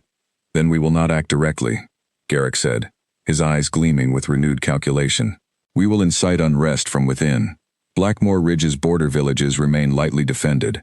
A series of coordinated attacks, framed as bandit raids rather than organized aggression from Ravenswood, will create chaos and doubt regarding Draven's ability to protect his territory, all while our true involvement remains hidden. The plan was set into motion within days, small raiding parties dispatched to strike vulnerable villages along Blackmore Ridge's outer borders, burning storehouses, stealing livestock, and spreading fear among the local population, all while maintaining enough deniability to avoid direct blame falling upon Ravenswood. Reports of the attacks reached Draven within a week, each new incident more alarming than the last. He gathered his war council urgently. Edmund, Colin, and several senior warriors assembled within the castle's strategy room. Maps of the kingdom's borders spread across the central table. 3 villages attacked in the past 5 days alone, Colin reported grimly. Livestock stolen, storehouses burned, and at least a dozen villagers injured defending their homes. These are not simple bandit raids, Draven said, studying the map carefully. The precision and timing suggest coordinated effort, likely orchestrated by Garrick as retaliation for our confrontation. Edmund nodded in agreement. It would explain his need to maintain deniability. Direct conflict following such a public defeat would damage his standing among neighboring kingdoms considerably. Then we must respond carefully, Draven said. Strengthen our border patrols immediately, and dispatch warriors to protect the villages most vulnerable to further attacks. I want any captured raiders questioned thoroughly regarding their true allegiance. As the War Council dispersed to implement Draven's orders, Elira, who had been present throughout the discussion, approached him with a thoughtful expression. Perhaps there is another approach worth considering, she said. Draven turned to her, curious. What do you propose? You mentioned that the old alliance between Blackmore Ridge and the Duval bloodline once secured decades of peace, Elira said. Perhaps reminding neighboring kingdoms of that history, formally announcing our bond and intentions toward unity, might rally support against Garrick's aggression, rather than allowing him to isolate us through quiet, deniable attacks. Draven considered her words carefully, recognizing the wisdom within her suggestion. You propose we make our alliance impossible to ignore, he said, forcing Garrick to either abandon his hidden aggression or reveal his true involvement publicly, risking the condemnation of every kingdom who values honorable conduct. Exactly, Elira said. Let the truth of our bond become a symbol of strength rather than vulnerability, exactly as you told the court that day. Draven studied her with growing admiration, recognizing the strategic mind hidden beneath her quiet resilience. You continue to surprise me, he said. Very well. We shall send formal invitations to neighboring kingdoms, announcing our intention to formalize this alliance publicly, and inviting representatives to witness a ceremony honoring both our bond and the restoration of the historic peace between our peoples. And if Garrick refuses to attend, or continues his hidden aggression regardless, Elira asked, then his absence and continued hostility will speak louder than any accusation we could level against him directly, Draven said. Other kingdoms will draw their own conclusions. Invitations were sent within days to every neighboring kingdom, announcing a formal ceremony to be held within a fortnight at Blackmore Ridge, celebrating both the renewed alliance between wolves and the descendants of the Duval bloodline, and the sacred mate bond between King Draven and Elira. The announcement spread quickly, generating curiosity and cautious interest among most territories, many eager to witness such a historic occasion firsthand. As expected, no response arrived from Ravenswood, Garrick's silence speaking volumes to those paying close attention to the political tensions simmering beneath the surface. Meanwhile, border attacks continued sporadically over the following days, though Draven's strengthened patrols managed to intercept several raiding parties before significant damage could be done. During one such intercepted raid near the village of Millbrook, Colin's patrol managed to capture 2 raiders alive, their identities quickly confirmed as Ravenswood warriors despite their attempts to claim independent bandit status. Draven ordered the captured raiders brought before him personally, determined to extract confirmation of Garrick's involvement. You will find no leniency through continued lies, Draven said, standing before the 2 bound warriors within the castle's interrogation chamber. Confirm your true allegiance, and perhaps your punishment will reflect honesty rather than continued deception. The younger of the 2 raiders, clearly shaken by his capture, finally broke under the weight of Draven's intense scrutiny. Alpha Garrick ordered the raids, he admitted, guilt and fear mixing in his trembling voice. He sought to weaken your borders and create doubt regarding your ability to protect your territory, all while maintaining deniability through claims of independent bandit activity. This confession, combined with physical evidence recovered from the raiders matching Ravenswood's military equipment, provided Draven with concrete proof of Garrick's hidden aggression.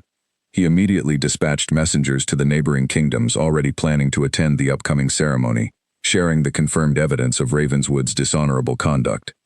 The revelation shifted political sentiment considerably, several kingdoms who had previously remained neutral, now expressing clear disapproval toward Garrick's deceptive tactics. Isolated and increasingly desperate, Garrick made one final reckless decision as the day of the ceremony approached. Rather than accepting defeat quietly, he assembled a larger force, intending to disrupt the ceremony itself, believing a direct assault during such a public event might still salvage his position by eliminating both Draven and Alira before witnesses from other kingdoms could fully solidify support behind Blackmore Ridge's renewed alliance. Word of this final desperate plan reached Draven through a defector among Garrick's own warriors, a wolf named Victor Graham who had grown increasingly disillusioned with his alpha's reckless ambition and dishonorable methods. Victor arrived at Blackmore Ridge 2 days before the scheduled ceremony, requesting an urgent private audience with Draven. Alpha Garrick intends to attack during the ceremony itself, Victor revealed, kneeling before Draven with evident nervousness at betraying his own kingdom. He believes a decisive strike, eliminating both you and Alira before the assembled witnesses, will prevent the alliance from solidifying and restore his standing through sheer intimidation of the remaining kingdoms. Draven's expression darkened with cold fury at the audacity of such a plan. "You risk much by revealing this to me," he said, studying Victor carefully. "I have served Ravenswood faithfully for many years," Victor said, "but I cannot condone attacking innocent gatherings under the guise of diplomatic ceremony. Such dishonor reflects poorly on all wolves, regardless of territory." Draven considered the warning carefully, recognizing both the danger and the opportunity it presented. "Thank you for your honesty," he said finally. "We shall prepare accordingly, and your defection will be remembered favorably, should circumstances allow you sanctuary within Blackmore Ridge's territory going forward." With Victor's warning in hand, Draven immediately convened his war council, revealing Garrick's plan and beginning preparations to ensure the ceremony could proceed safely, despite the looming threat. "We will not cancel the ceremony," Draven declared firmly. "Doing so would grant Garrick exactly the disruption he seeks, delaying our alliance and casting doubt upon our strength. Instead, we will prepare defenses discreetly, allowing the ceremony to proceed while remaining ready to repel any attack decisively." Extensive preparations followed over the next 2 days. Warriors positioned strategically throughout the castle grounds disguised as ceremonial guards, while additional forces remained hidden within the surrounding forest, ready to intercept any approaching threat before it could reach the castle itself. Alira, informed of the danger, remained remarkably composed despite the risk. "I refuse to let fear dictate our actions," she told Draven the night before the ceremony. "We have come too far to allow Garrick's desperation to undo everything we have built." Draven admired her courage, though concern for her safety weighed heavily upon him. "I will ensure you remain protected throughout the ceremony," he promised. "Whatever Garrick attempts, he will find Blackmore Ridge far better prepared than he anticipates." The day of the ceremony arrived beneath a clear autumn sky. The castle courtyard transformed with banners bearing both the wolf crest of Blackmore Ridge and a newly restored symbol representing the Duval bloodline, a silver crescent moon surrounded by stars, matching the birthmark that had revealed Alira's true heritage. Representatives from 6 neighboring kingdoms had arrived over the previous 2 days, filling the guest quarters and lending an air of genuine celebration to the proceedings, despite the underlying tension known only to Draven's closest advisors. Alira stood within a private chamber overlooking the courtyard, dressed in an elegant gown of deep blue fabric embroidered with silver thread, Nora fussing gently with the final touches of her appearance. "You look every bit the Luna this kingdom deserves," Nora said, smiling warmly, as she adjusted a small circlet resting atop Alira's hair. "I still feel like the same servant who scrubbed these very floors not long ago," Alira admitted, though excitement and nervousness mixed evenly in her voice. "Perhaps," Nora said, "but fate rarely cares about where we begin, only where we are destined to arrive." A knock interrupted their conversation, and Colin entered, bowing respectfully. "The ceremony is ready to begin, my lady. King Draven awaits you in the courtyard."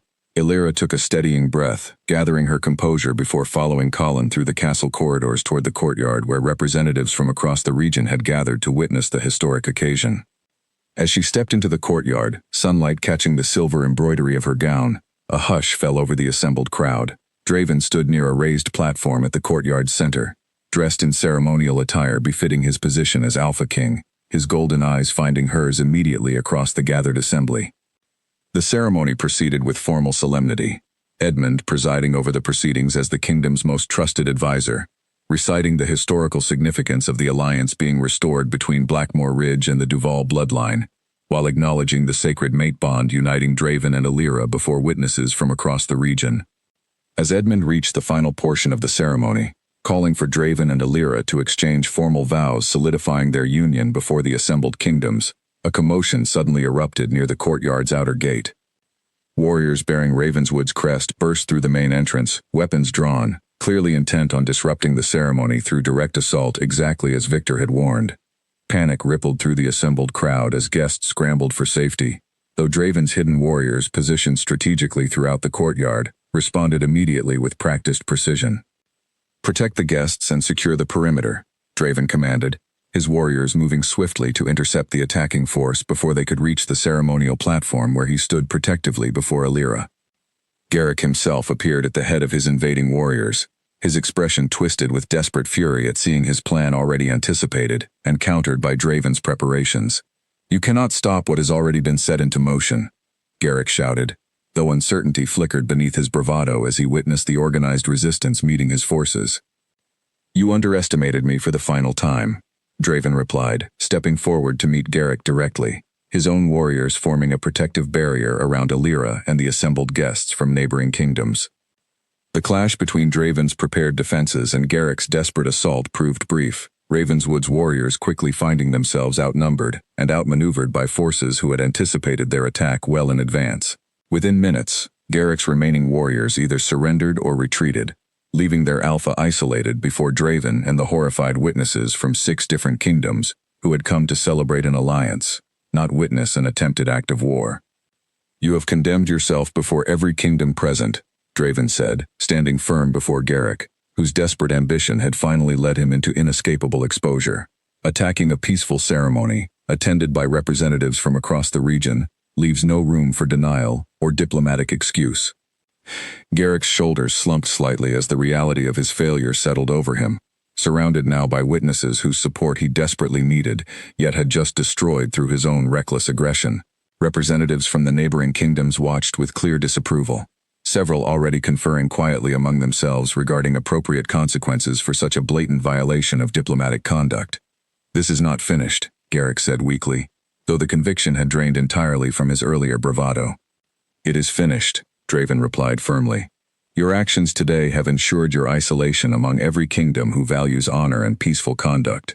Ravenswood's influence will suffer greatly from this day forward, a consequence entirely of your own making." The assembled representatives from neighboring kingdoms, having witnessed Garrick's dishonorable assault firsthand, quickly moved to formally condemn his actions, several announcing immediate suspension of trade agreements and diplomatic relations with Ravenswood until new, more honorable leadership could be established within his territory. Garrick was taken into custody by Draven's warriors, his fate to be decided through formal proceedings involving representatives from the witnessing kingdoms, ensuring justice would be served through proper diplomatic channels rather than unilateral action that might otherwise be viewed as an overreach of Blackmore Ridge's authority. With the immediate threat neutralized and order restored to the courtyard, Draven turned back to Alira, who had remained safely protected throughout the confrontation, her composure remarkable despite the chaos that had briefly threatened to derail the historic ceremony. "Are you unharmed?" he asked, concern still evident despite the successful resolution of the crisis. "I am well," Alira assured him, relief evident in her voice now that the danger had passed. "Thanks to your preparation and the warriors who protected us so effectively." Edmund, having overseen the swift restoration of order, approached the platform once more, addressing the shaken but relieved assembly of guests. "Despite this unfortunate disruption," he announced, "I believe the ceremony's purpose stands more clearly demonstrated than ever. The strength of unity between Blackmore Ridge and the restored Duval bloodline has already proven capable of withstanding those who would seek to divide us through fear and aggression." Murmurs of agreement rippled through the crowd, many representatives visibly moved by witnessing firsthand the resilience and preparation that Draven's leadership, strengthened by his bond with Alira, had demonstrated even under genuine threat. "Shall we proceed?" Edmund asked, glancing toward Draven and Alira. Draven took Alira's hand firmly in his own, meeting her gaze with quiet determination. "Let us finish what we came here to accomplish," he said. Edmund raised his voice once more, calling the assembly back to order as the guests settled, still processing the dramatic events that had just unfolded before them. The courtyard, though briefly disrupted, retained its ceremonial banners and decorations, a testament to the resilience of the occasion despite the interruption. "Let us proceed with the formal exchange of vows," Edmund announced, binding King Draven Ashwood and Alira of the restored Duval bloodline, not only through the sacred mate bond recognized among our kind, but through the formal union recognized by all kingdoms present as Alpha King and Luna of Blackmore Ridge. Draven turned to face Illyra fully, taking both her hands in his own as the assembled crowd quieted in anticipation. Before this gathering, he began, his voice carrying clearly across the courtyard, I acknowledge that I once judged you unfairly, allowing old wounds and prejudice to blind me to the truth standing before me. Fate corrected that error, revealing a bond I could not deny, no matter how fiercely I resisted it. He paused, his golden eyes softening as he continued.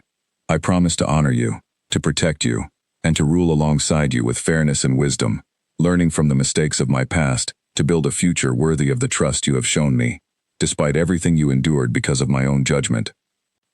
Illyra felt tears gathering at the corners of her eyes as she listened to his vow, the weight of everything they had overcome together settling into a moment of profound gratitude. When it came her turn to speak, she steadied her voice before beginning. I came to this kingdom with nothing, she said, stripped of family, freedom, and hope for a life beyond servitude. I never imagined fate would lead me here, standing before kings and kingdoms, bound to a man I once feared, yet now trust completely. She glanced briefly at the crowd before returning her gaze to Draven. I promise to serve this kingdom with fairness, to remember always what it means to stand without power or voice, and to ensure that no one within these walls, human or wolf, ever suffers injustice without someone willing to fight for the truth on their behalf. Edmund stepped forward, placing his hands briefly over their joined ones, by the ancient customs recognized among wolves, and witnessed here today by representatives from across the region. I declare this bond formalized. Alpha King Draven Ashwood and Illyra of the Duval bloodline are now bound as mates, and as rulers of Blackmoor Ridge. A roar of approval rose from the assembled crowd, guests and representatives alike applauding the conclusion of a ceremony that had proven far more eventful and far more meaningful than anyone had anticipated upon their arrival. Even those who had harbored doubts regarding the union found themselves swept up in the genuine emotion of the moment, witnessing firsthand the strength and sincerity binding their new king and queen together. As the formal ceremony concluded, a celebration feast began within the castle's great hall, tables laden with food and drink, musicians filling the space with joyful melodies as guests from across the region mingled freely, discussing the historic events they had just witnessed. Illyra moved through the crowd with Draven at her side, greeting representatives from neighboring kingdoms with grace and warmth that quickly began winning over even the most skeptical observers. Aldrich Voss, the traditionalist council member who had initially voiced strong reservations regarding the union, approached Illyra privately during a quiet moment in the celebration. I owe you an apology, he said stiffly, though sincerity colored his tone. I judged you based on old prejudices rather than the character you have clearly demonstrated. Today's events proved your worth far beyond what any bloodline or bond alone could establish. Illyra offered him a genuine smile. Thank you for your honesty, she said. I understand that trust takes time to build, especially given the history between our peoples. I hope to earn your continued confidence through my actions, not merely my title. Aldrich nodded, clearly impressed by her response. I believe you shall, he said, before excusing himself to rejoin the celebration. As the evening progressed, Martha Whitlock, the elderly servant whose knowledge of the Duval bloodline had first revealed Illyra's true heritage, approached with tears of joy shining in her eyes. I never imagined I would live to see this day, she said, embracing Illyra warmly. The old alliance restored, and a new era of unity beginning within these very walls. Thank you for recognizing what I never knew about myself, Illyra said, returning the embrace with genuine affection. Without your knowledge, none of this would have been possible. The celebration continued late into the evening, laughter and music filling the great hall long after the sun had set, a stark contrast to the tension and uncertainty that had defined the kingdom just weeks before. Draven found himself watching Illyra throughout the festivities, marveling at how naturally she had embraced her new role, how quickly she had won over hearts that had once viewed her with suspicion or outright hostility. Later that night, as the celebration finally began winding down and guests retired to their quarters throughout the castle, Draven and Illyra found a quiet moment alone, on a balcony overlooking the moonlit courtyard where the ceremony had taken place just hours before. Today did not go quite as planned, Illyra said, a small laugh escaping her despite the exhaustion evident in her voice. No, Draven agreed, wrapping an arm around her shoulders as they gazed out over the peaceful courtyard. But perhaps that makes the outcome all the more meaningful. We faced genuine danger together, and emerged stronger for it, exactly as we will continue to do throughout whatever challenges the future holds. Illyra leaned into him, contentment settling over her for the first time in longer than she could remember.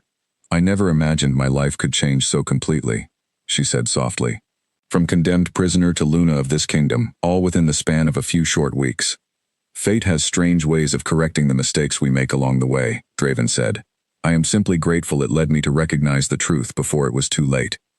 They stood together in comfortable silence, watching the moon cast silver light across the castle grounds, both finally allowing themselves to feel the full weight of relief and happiness that had eluded them throughout the turbulent weeks leading to this moment.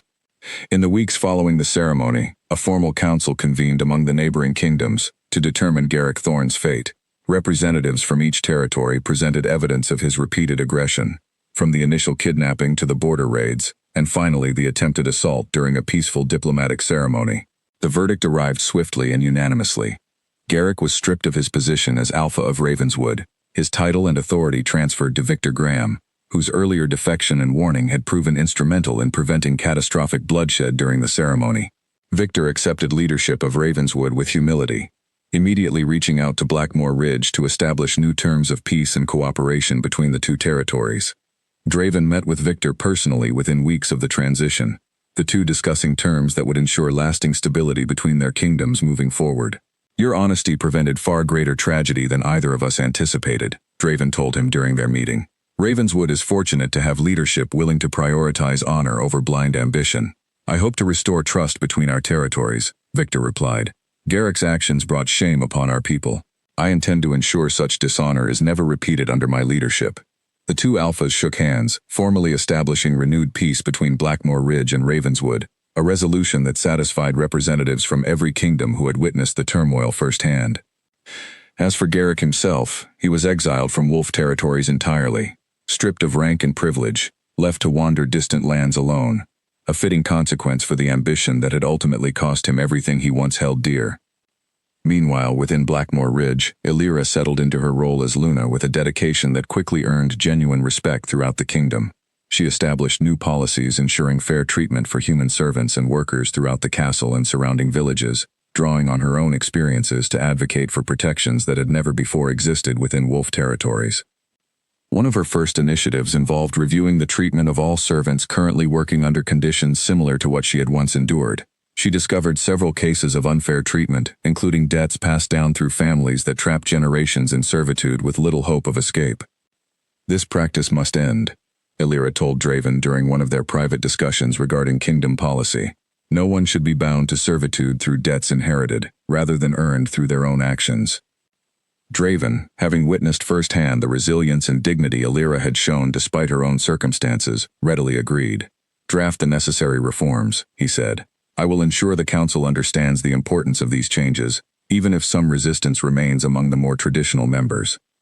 Over the following months, Illyra worked tirelessly alongside Edmund and several sympathetic council members to establish fairer systems throughout Blackmore Ridge, gradually transforming practices that had remained unchanged for generations.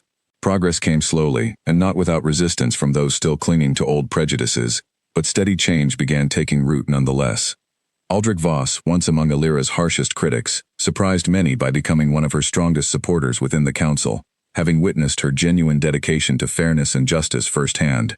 I judged too quickly, he admitted during one council session. Her leadership has shown me that strength comes in many forms, not merely through bloodline or physical power alone. As the seasons changed, Blackmore Ridge began transforming into a kingdom known throughout the region for its progressive policies and renewed alliance with human territories, largely due to Illyra's tireless efforts and Draven's willingness to support meaningful change despite the challenges it presented. The old dungeon, where Illyra had once been unjustly imprisoned, underwent significant renovation under her direction. Rather than tearing it down entirely, she insisted on transforming a portion of it into a memorial space, a reminder of past injustices meant to ensure similar mistakes would never be repeated within the kingdom's justice system. Why preserve such a painful reminder? Draven asked when she first proposed the idea. Because forgetting makes repetition possible, Illyra explained. This memorial will serve as a reminder to every future ruler and council member that justice must never be rushed, that evidence must always be thoroughly examined before punishment is decided, regardless of who stands accused. Draven found himself continually amazed by the wisdom and compassion Illyra brought to her role, qualities that had clearly been shaped by her own difficult experiences rather than diminished by them. Their bond, having begun under such tumultuous circumstances, continued deepening with each passing month, evolving from the initial confusion and denial into genuine partnership and love. One evening, nearly a year after the ceremony that had formalized their union, Draven found Alira in the same garden where they had shared so many early conversations, tending carefully to the roses that had bloomed magnificently throughout the warmer months. "You seem deep in thought," he said, approaching quietly. Alira looked up, smiling warmly at his arrival. "I was simply reflecting on how much has changed since I first imagined having a garden of my own," she said. "I never truly believed such dreams could become reality." Draven joined her among the roses, taking her hand gently. "Dreams have a way of manifesting when we least expect them," he said, "sometimes through the most unlikely circumstances imaginable. Like being sentenced to a dungeon by a king, who then discovered I was his true mate," Alira said, a teasing lightness in her voice that had become more common as their relationship deepened over the months. Draven chuckled softly, a sound that had grown more frequent since Alira's arrival in his life. "An unusual beginning, certainly," he admitted, "though I would not change the outcome for anything, despite how poorly I handled things at the start. We both grew from those early mistakes," Alira said gently. "That growth has shaped everything we have built together since." They stood together among the blooming roses, the setting sun casting warm golden light across the garden, a peaceful contrast to the turmoil that had once defined their beginning. Blackmore Ridge had transformed significantly over the past year, not only through renewed diplomatic ties and progressive reforms, but through a genuine shift in perspective among wolves, who had once viewed humans with unwavering suspicion. Villages that had once existed in uneasy tension with the castle now flourished under fairer policies, human workers finding opportunities for advancement previously unimaginable under the kingdom's old systems. Trade with human territories beyond Wolflands increased steadily, bringing new prosperity and cultural exchange that benefited both peoples in ways few had anticipated. Alira often visited these villages personally, listening directly to concerns and ensuring that reforms implemented from the castle genuinely addressed the needs of those living under them, rather than existing merely as symbolic gestures without real impact. Her dedication earned her deep respect and affection throughout the kingdom, humans and wolves alike coming to see her not merely as their Luna by fate's decree, but as a genuine leader who had earned her position through action and integrity. Draven, too, found himself changed by their partnership, his once rigid approach to leadership softening into something more nuanced, more willing to consider perspectives beyond his own experiences and inherited prejudices. Their combined leadership brought a stability and prosperity to Blackmore Ridge that many neighboring kingdoms soon sought to emulate, the old alliance between wolves and the Duval bloodline serving as a model for renewed cooperation between species throughout the region. Amid the many changes reshaping Blackmore Ridge, Alira found herself thinking often of her aunt, the woman who had sold her into servitude years before to settle crushing debts. Though the memory carried pain, Alira had never fully released the questions that lingered regarding her family's history, particularly now that she understood her connection to the long-lost Duval bloodline. She approached Draven one afternoon with a request that had been weighing on her mind for weeks. "I would like to search for my aunt," she said, "not out of anger, but to understand more about my family's past, and perhaps to offer forgiveness for choices made out of desperation rather than cruelty." Draven considered her request thoughtfully. "I will have Colin lead an inquiry into her whereabouts," he said. "If she still lives, we shall arrange for her to be brought safely to the castle, should you wish to see her." Weeks later, Colin returned with news that Alira's aunt, a woman named Beatrice Sinclair, had been located in a small village, several days' journey from Blackmore Ridge, living modestly as a seamstress after settling her debts years earlier. Alira requested a private meeting, uncertain what emotions the reunion might bring after so many years of separation and hardship. When Beatrice arrived at the castle, escorted respectfully by Colin's patrol, she appeared visibly nervous, uncertain of the reception awaiting her after the choices she had made regarding her niece's fate years before. Alira met her in a private chamber, studying the older woman's face for a long moment before speaking. "Aunt Beatrice," she said softly. Tears immediately filled Beatrice's eyes. "Alira," she whispered, disbelief evident in her trembling voice. "I never imagined I would see you again, especially not as Luna of this kingdom. I heard the stories, but I could scarcely believe them true." "I have many questions," Alira said, though warmth rather than accusation colored her tone. "About my mother's family. About the choices you made. About everything I never understood as a child." Beatrice sank into a nearby chair, guilt and relief mingling across her weathered features. "I never wanted to sell your service," she admitted, "but the debts my late husband left behind threatened to destroy what little we had. I told myself it was temporary, that I would find a way to bring you home once matters improved. But circumstances never allowed it, and shame kept me from ever seeking you out afterward. Alira listened patiently, understanding gradually replacing the old hurt she had carried for years. I do not hold you responsible for choices made from desperation, she said finally, though I wish circumstances had allowed for a different path. Can you forgive me? Beatrice asked, hope evident beneath her uncertainty. I already have, Alira said gently. Life has led me to a place I never imagined possible, and I hold no desire to carry resentment toward the past any longer. Beatrice wept openly at her niece's grace, and over the following hours, the two women spoke at length about family history long buried beneath years of hardship and separation. Beatrice revealed fragments of stories passed down through generations regarding the Duval bloodline, confirming much of what Martha and Edmund had already uncovered through historical records, while adding personal details that brought Alira's heritage to life, in ways formal documents alone could never capture. Draven, observing quietly from a respectful distance, felt a deep satisfaction watching Alira reconnect with a piece of her past that had long remained unresolved. He arranged for Beatrice to remain within Blackmore Ridge should she wish, offering her a comfortable position as a seamstress within the castle itself, allowing aunt and niece the opportunity to rebuild their relationship after years of painful separation. Beatrice accepted gratefully, finding purpose and belonging within the castle walls that had once seemed impossibly distant from her modest life as a village seamstress. Her presence brought Alira genuine comfort, a living connection to the family history she had spent so long searching to understand. Meanwhile, life within the castle continued evolving in other meaningful ways. Nora Fenwick, the kitchen servant who had remained one of Alira's closest friends throughout her difficult journey, found her own happiness blossoming unexpectedly with Colin, whose respectful loyalty throughout Alira's ordeal had gradually grown into genuine affection between the two of them. Alira watched with quiet joy as their relationship developed, offering gentle encouragement whenever Nora expressed uncertainty about pursuing happiness with a warrior of Colin's standing within the castle's hierarchy. Status should never determine where the heart chooses to settle, Alira told her friend during one quiet conversation. I am living proof of that truth myself. Nora eventually accepted Colin's quiet courtship, their relationship blossoming steadily over the following months, a smaller but no less meaningful reflection of the larger transformation occurring throughout Blackmore Ridge, regarding old prejudices and rigid traditions giving way to genuine connection, based on character rather than circumstance of birth. As the first anniversary of their formal union approached, Edmund proposed a separate and distinct ceremony, one dedicated entirely to formally crowning Alira as Luna in her own right, recognizing not merely her bond to Draven, but her individual contributions toward strengthening and reforming the kingdom throughout the past year. The people wish to honor you specifically, Edmund explained during a council meeting. Your policies have transformed lives throughout our territory, and many believe a formal crowning ceremony would properly recognize your achievements independent of your bond with the king. Alira felt humbled by the suggestion, though she initially hesitated at the idea of additional ceremony and attention. Is such recognition truly necessary? She asked. I have never sought praise for simply doing what seemed right and fair. Sometimes recognition serves a purpose beyond personal desire, Draven said gently.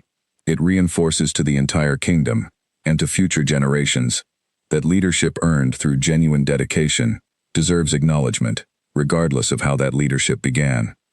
Convinced by his reasoning, Alira agreed to the ceremony, and preparations began once again throughout the castle, though this occasion carried a different tone than the tense diplomatic ceremony of the previous year. This celebration reflected genuine, widespread affection from a kingdom that had come to embrace her leadership wholeheartedly. On the appointed day, representatives from villages throughout Blackmore Ridge's territory gathered alongside castle staff and council members, filling the great hall with an atmosphere of genuine celebration rather than the cautious uncertainty that had characterized earlier gatherings. Even representatives from Ravenswood, now under Victor's steady leadership, arrived to witness the occasion, a testament to how thoroughly relations between the two kingdoms had healed over the past year. Draven stood beside the throne, watching with quiet pride as Alira approached through the assembled crowd, dressed in a gown of deep emerald fabric that complemented the silver crescent moon pendant she now wore openly, a symbol of her restored heritage rather than a secret to be hidden. Edmund addressed the assembled crowd with clear emotion in his voice, having witnessed firsthand the remarkable transformation Alira had brought to their kingdom over the past year.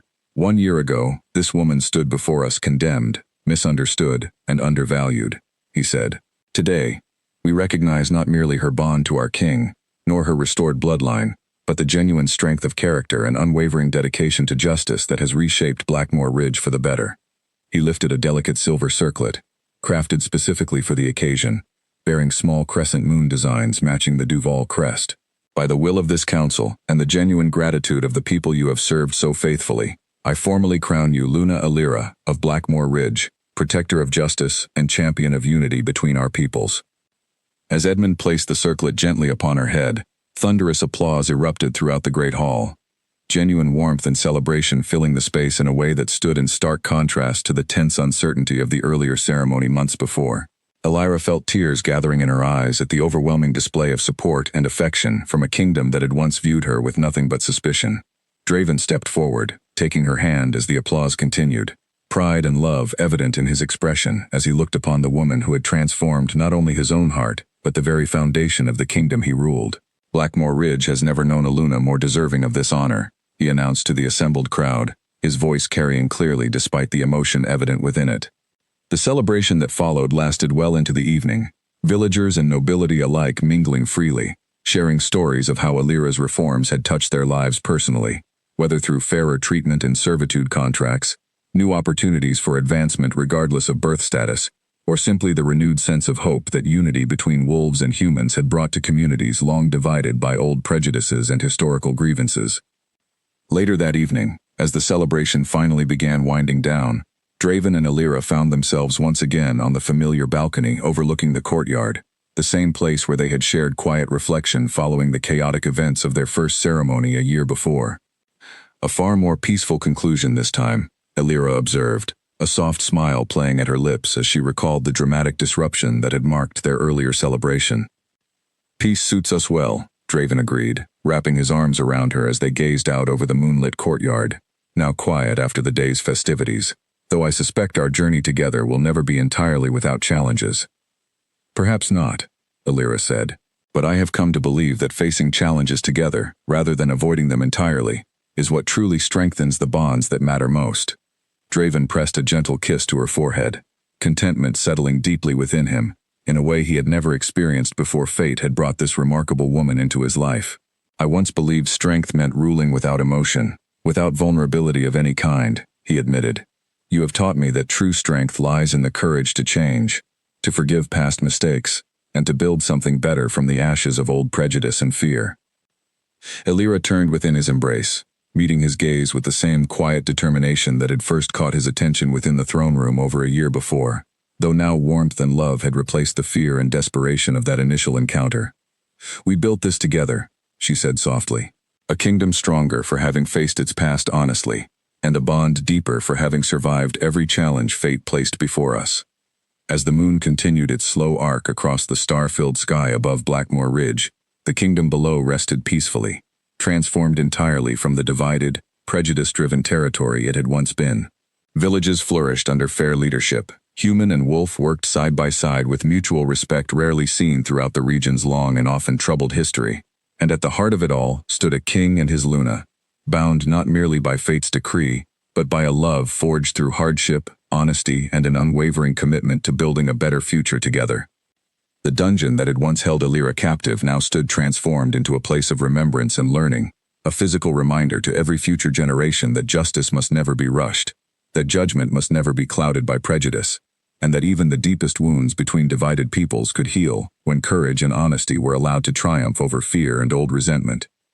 And so, from the darkest depths of a dungeon cell to the highest honors a kingdom could bestow, Alira's journey stood as a testament to resilience, transformation, and the unexpected ways fate weaves connections between souls, destined to change not only each other, but the very world around them.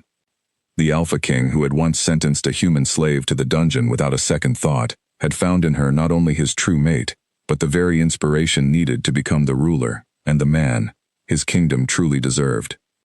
Months before the crowning ceremony, while reforms were still taking shape throughout the kingdom, Alira had asked Draven one quiet evening about the tragedy that had shaped his early distrust toward humans. She had heard fragments of the story from servants and council members, but never directly from him. "Tell me about your mother and brother," she said gently, as they sat together near the fireplace in his private study. "I want to understand the pain that shaped you, not simply hear it repeated as rumor." Draven grew quiet for a long moment, memories clearly weighing heavily upon him. My brother Ronan was barely 15 when it happened, he finally said. A group of human rebels, opposed to wolf rule over the border territories, staged an attack during a diplomatic visit meant to ease tensions between our peoples. My mother had brought Ronan along, believing the visit would be entirely peaceful. He paused, staring into the fire as though watching the memory unfold before him. The rebels ambushed our convoy. My mother fought to protect Ronan, but neither survived. I was away at the time, training with warriors in the Northern Territories, and returned only in time to bury them both. Illyra reached for his hand, offering silent comfort as he continued. I blamed all humans for years afterward, he admitted, even though I knew, deep down, that a small group of rebels did not represent an entire people.